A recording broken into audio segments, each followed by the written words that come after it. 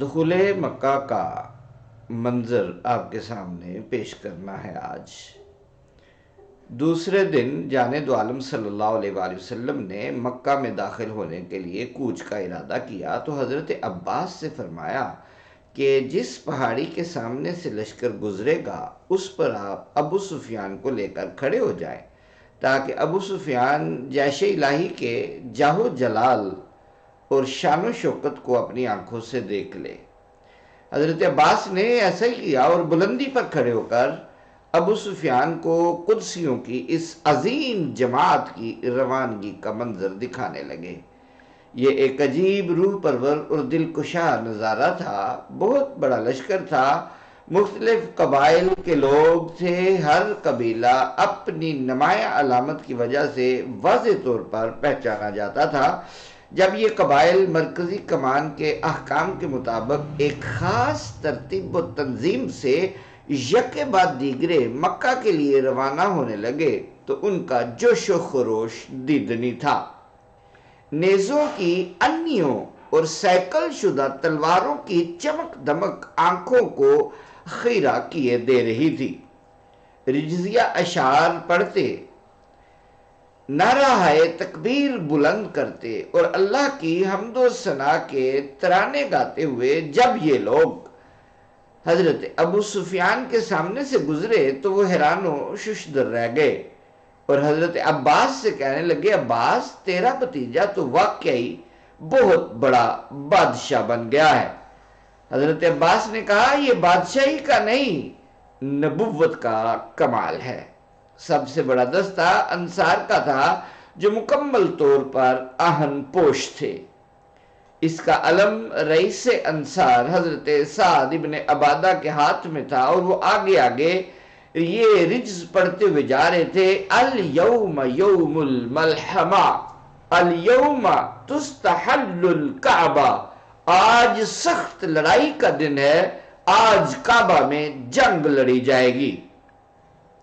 حضرت سعد کے اس رجز نے مکہ میں دہشت پھیلا دی اور اہل مکہ اپنی زندگیوں سے مایوس ہو گئے۔ یہ صورتحال دیکھ کر زرار نے فی البدی ایک دردناک نظم موزوں کی اور ایک عورت کو بھیجا کہ جا کر رسول اللہ کو یہ نظم سناؤ۔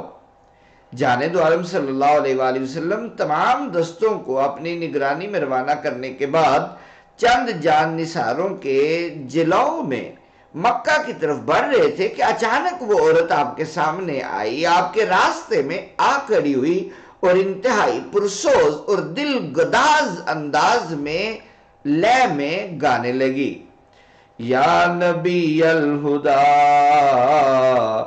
الیک لجا حی قریش ولا تہین لجا حین ضاقت علیہم سعۃ الارض وعاداہم ملاہ السماء ان سعدا یرید قاسمۃ الزہر بأہل الہجون والبطحاء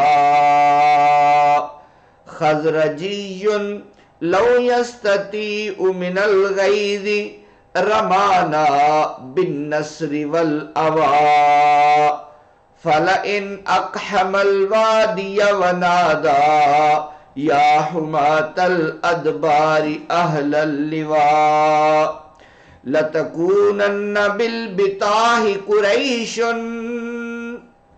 فقعت القائف اکف الاماء فنہینہ فَإِنَّهُ أَسَدُ الْأَسَدِ فَنْهِيَنَّهُ فَإِنَّهُ أَسَدُ الْأُسُدِ لَدَيْ الْغَابِ وَالِغُ الدِّمَاءِ۔ اے ہدایت والے نبی، قریش آپ سے پناہ کے طلبگار ہیں، حالانکہ پناہ طلب کرنے کا وقت گزر چکا ہے۔ آج زمین کی وسعت ان کے لیے تنگ ہو گئی ہے اور آسمان والا خدا ان سے ناراض ہو گیا ہے۔ اے ہدایت والے نبی، قریش آپ سے پناہ کے طلبگار ہیں، حالانکہ پناہ طلب کرنے کا وقت گزر چکا ہے۔ آج زمین کی وسعت ان کے لیے تنگ ہو گئی ہے، آج زمین کی وسعت ان کے لیے تنگ ہو گئی ہے، آسمان والا خدا ان سے ناراض ہو گیا ہے۔ سعد ابن عبادہ ہجون اور بطحہ کے باسیوں کی کمر توڑ دینا چاہتا ہے۔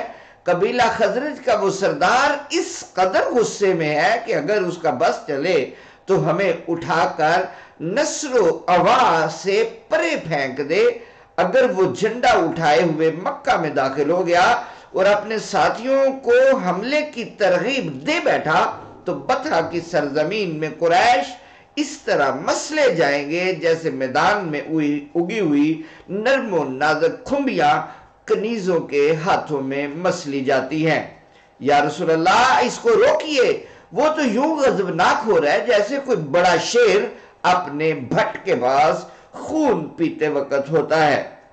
جانے دو عالم صلی اللہ علیہ وآلہ وسلم اس پر اثر نظم سے اس حد تک متاثر ہوئے اور پوچھا کہ سعد نے کیا کہا ہے۔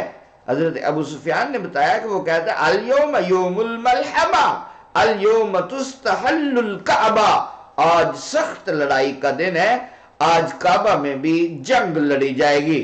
جانے دو عالم صلی اللہ علیہ وآلہ وسلم نے فرمایا سعد غلط کہتا ہے، الیوم یوم المرحمہ الیوم تعظم الکعبہ، آج کا دن رحمت و شفقت کا دن ہے، آج کعبہ کی تعظیم و توقیر بڑھائی جائے گی۔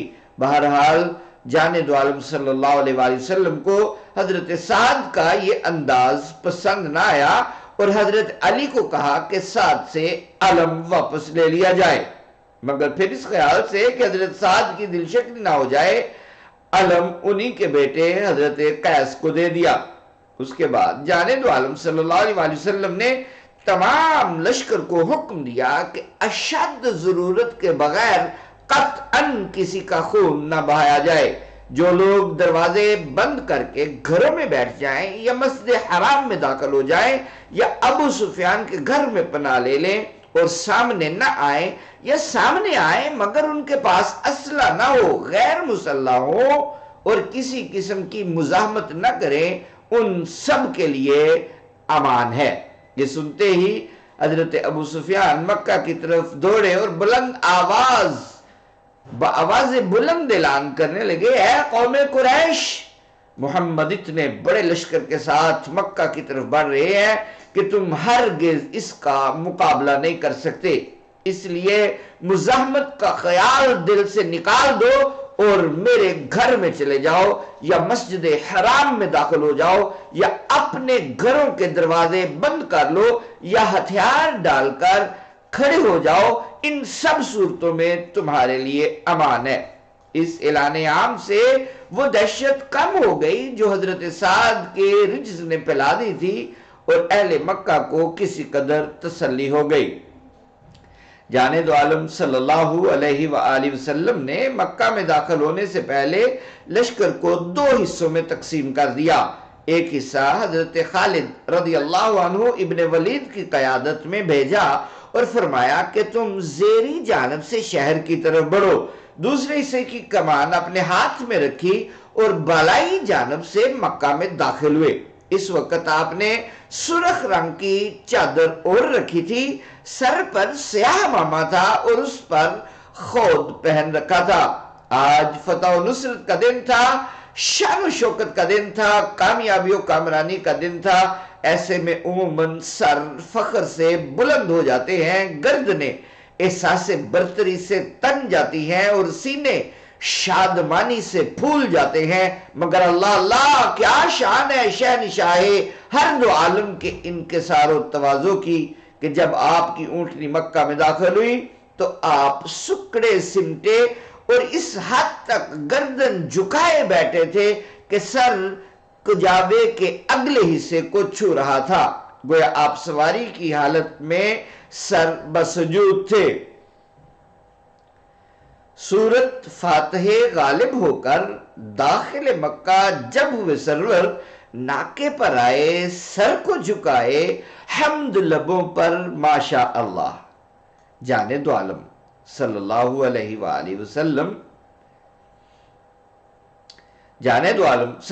وآلہ وسلم کو تو مکہ میں داخل ہوتے وقت کسی قسم کی مزاحمت کا سامنا نہیں کرنا پڑا۔ البتہ حضرت خالد ابن ولید کو بعض ناعقبت اندیش جوانوں نے روکنے کی کوشش کی اور ان کا انجام وہی ہوا جو اللہ کی تلوار کو روکنے والوں کا ہونا چاہیے تھا۔ مزید اس بارے میں انشاءاللہ العزیز اگلے کلپ میں آپ سے گزارش ہے کہ اگر ابھی تک آپ نے ہمارے چینل کو سبسکرائب نہیں کیا، آپ سبسکرائب کیجئے، بیل آئیکن کو پریس کیجئے اور ہمیں شکریہ کا موقع دیجئے۔ آپ تک انشاءاللہ نئی سے نئی ویڈیو پہنچتی رہے گی۔ السلام علیکم ورحمۃ اللہ وبرکاتہ۔